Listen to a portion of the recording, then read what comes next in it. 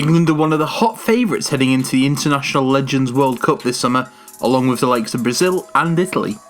The founders of the beautiful game, England, can draw upon players from their finest eras, such as the 1940s, 60s and 70s, as well as a few more recent Free Lions stars. The International Legends World Cup is a really simple format. There are 32 national teams who can draw upon their greatest players. A squad of 15 has been pre-selected. Every nation has a further 8 reserves, and you can pick 3 of these 8 players to make the final squad of 18. So with that being said, let's get on to our confirmed England squad. Gordon Banks, arguably one of the greatest goalkeepers of all time. Banks was an easy inclusion in this squad. England have had some tremendous goalkeepers over the years, but none finer than Banks, who played for Stoke City and Leicester, as well as giving England a helping hand, quite literally, on the way to lifting the 1966 World Cup. Peter Shilton, England's number 2 for the International Legends World Cup, is a man not particularly familiar with playing second fiddle. Shilton won 125 caps for England, more than any other player in history, and made more than 1,249 club appearances over the course of an astonishing 31-year career. An incredible goalkeeper, Shilton won 2 European Cups with Nottingham Forest under the legendary Brian Clough. Bob Crompton, England's first choice right back, is actually the oldest name in this squad. Crompton won 41 caps for England between 1902 and 1914 and was the finest fullback in Europe for most of that time. Crompton spent his entire professional career with Blackburn Rovers, where he won 2 league titles before becoming a manager and guiding Rovers to FA Cup success in 1928. Bobby Moore. It would be impossible to leave Moore out of this team. The leader of England's legendary 1966 World Cup triumph, Moore was a natural centre-back and easily among the finest to have ever played his position. Moore spent his best years as a player with West Ham United and won 108 caps for England. Neil Franklin. Lesser known but quite possibly way more talented than Moore, Franklin was one of the most complete centre-halves that England have ever had. He was a post-war superstar, but was eventually shunned by England after he was convinced that the quality of football could end Colombia's civil war, so he trotted off to Santa Fe for a few months before returning to join Stoke City. Billy Wright. Not nearly as gifted as Moore or Franklin, but an incredible servant to his country nonetheless. Wright actually ended up playing, having to fill the void vacated by Franklin at the 1950 World Cup in Brazil.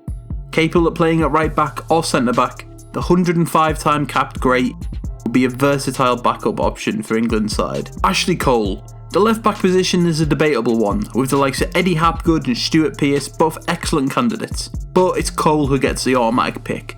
The former Arsenal and Chelsea fullback was quite probably the best left back in the world for about a decade. Unlike many around him during this time, his performances for England matched up to the standard he set at club level, and he went on to win 107 caps for the Free Lions. Stanley Matthews. The wizard of the dribble, Matthews was a phenomenon. Arguably the first global footballing superstar, Pelé once said that Matthews taught the world how to play football. Beating his fullback and providing first-class deliveries was Matthews' meat and drink, and he did it until he was 50 years old. The first ever recipient of the Ballon d'Or, Matthews went on to play for Stoke City and Blackpool, as well as winning 54 caps for England. Bobby Charlton. This Manchester United legend won 106 caps and scored 49 goals for England, despite playing as a midfielder. Charlton, like Matthews, has also won the Ballon d'Or, and let's not forget, lifting that World Cup famously in 1966. Paul Scholes. A world-class midfielder who won it all with Man United, but was woefully misused by England. Maybe that will all change in this competition, unless Sven gets his hands on him and lumps him out on the left like he did at the 2002 World Cup. Tom Finney. Another member of England's wonderful team of the 1940s, which was almost certainly the strongest in Europe, if not the world at that time.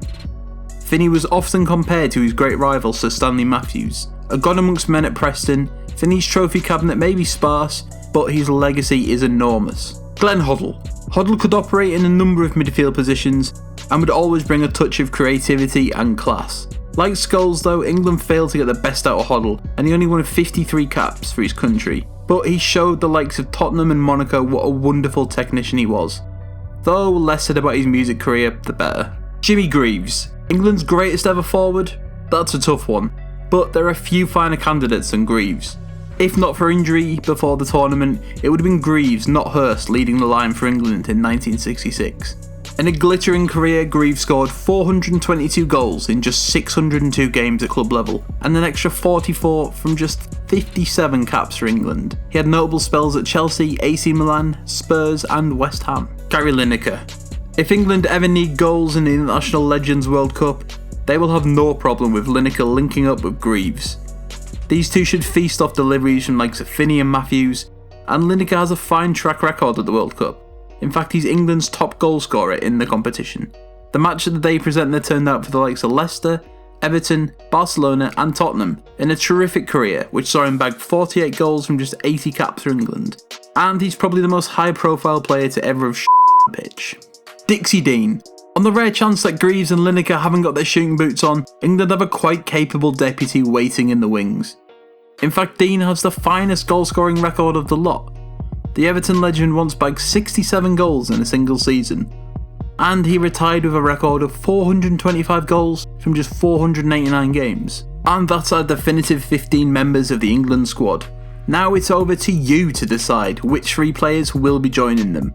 Leave votes in the comment section, vote in our poll and tweet us at HITC Sport.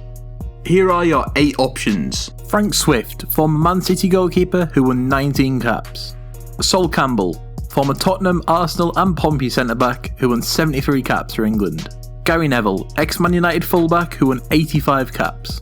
David Beckham, former Man United and Real Madrid midfielder who also captained England and won 115 caps. Paul Gascoigne, ex-Newcastle, Tottenham, Middlesbrough and Rangers midfielder, won 57 caps. Rach Carter, ex-Sunderland, Hull and Derby inside forward, but only won 13 caps. Wayne Rooney, England's all-time leading goal scorer, currently on 119 caps. Alan Shearer, ex-Southampton, Blackburn and Newcastle striker and current Premier League leading goal scorer, won 63 caps for England. And now you know the reserves, it's up to you to decide which 3 players make it through to the final squad of 18. Don't forget to vote in our polls, comment below and tweet us at HITC Sport which 3 players you think should make it to the final squad.